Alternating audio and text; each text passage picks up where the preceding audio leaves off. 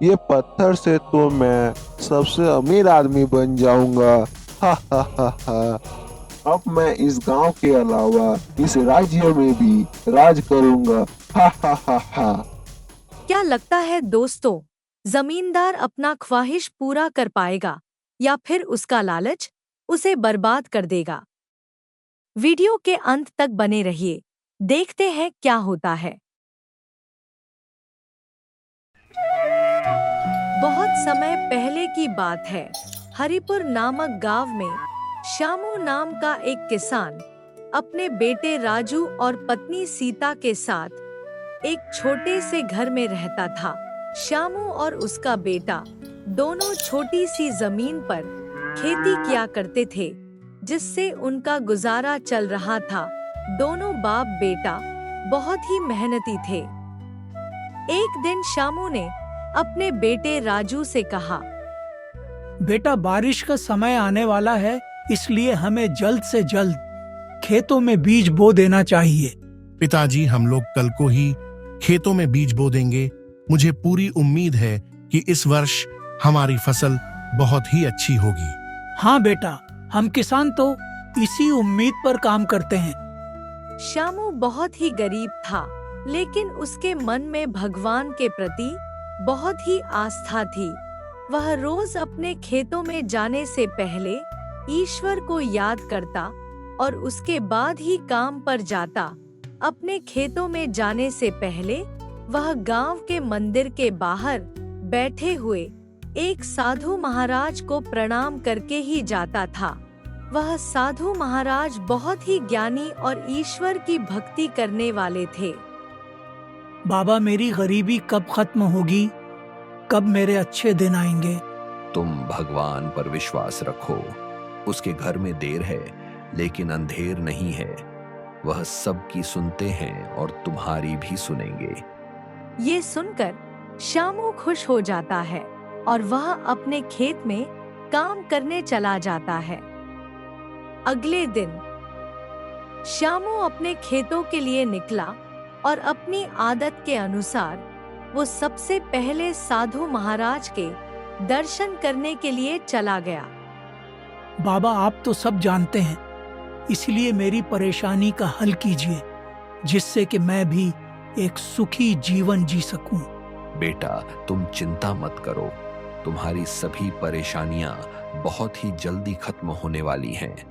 जल्दी ही तुम्हारा समय बदल जाएगा, लेकिन तुम रोज की तरह भगवान को याद करते रहना। भगवान तुम्हारी प्रार्थना जल्दी ही सुनेंगे।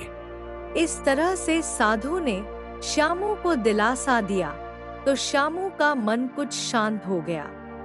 बेटा, मेरी एक बात हमेशा याद रखना।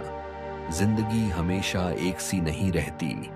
आज रात है तो कल सुबह भी होगी, लेकिन तुम अपने मन में कभी लालच को लेकर मत आना, क्योंकि लालच अच्छों को बर्बाद कर देता है।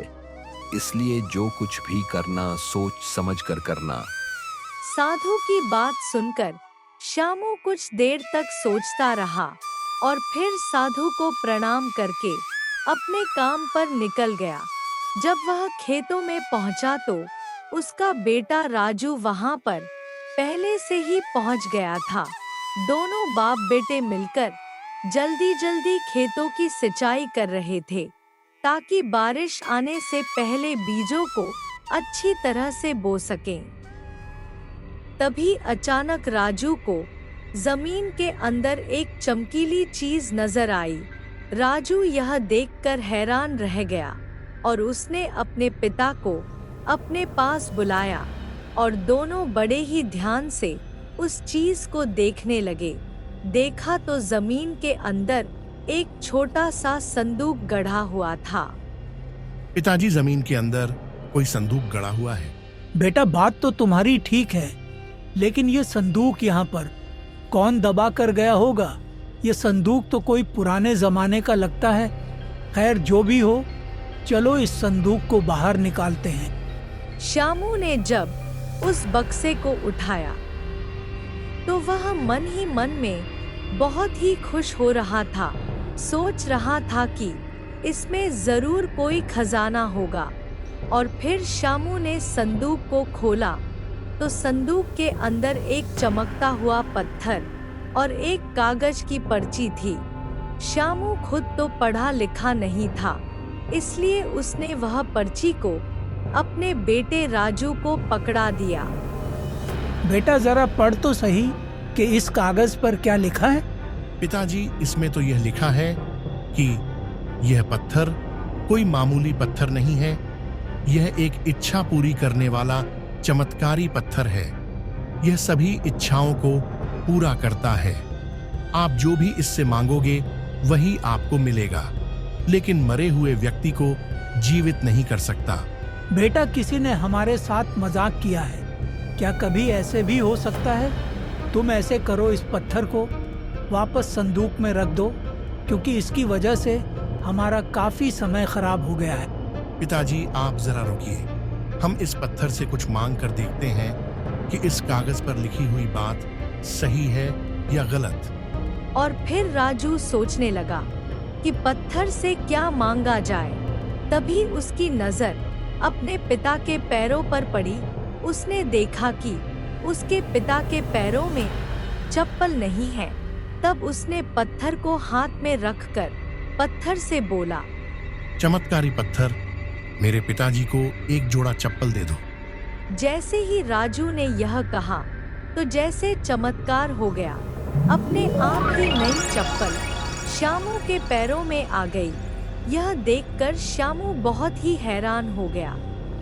बेटा, यह तो सचमुच चमत्कार पत्थर है। तभी एकदम शामू को साधु की बात याद आ गई। शामू ने मन ही मन साधु को धन्यवाद किया। पिताजी, अब आपको चिंता करने की कोई आवश्यकता नहीं है। अब तो हम जल्दी ही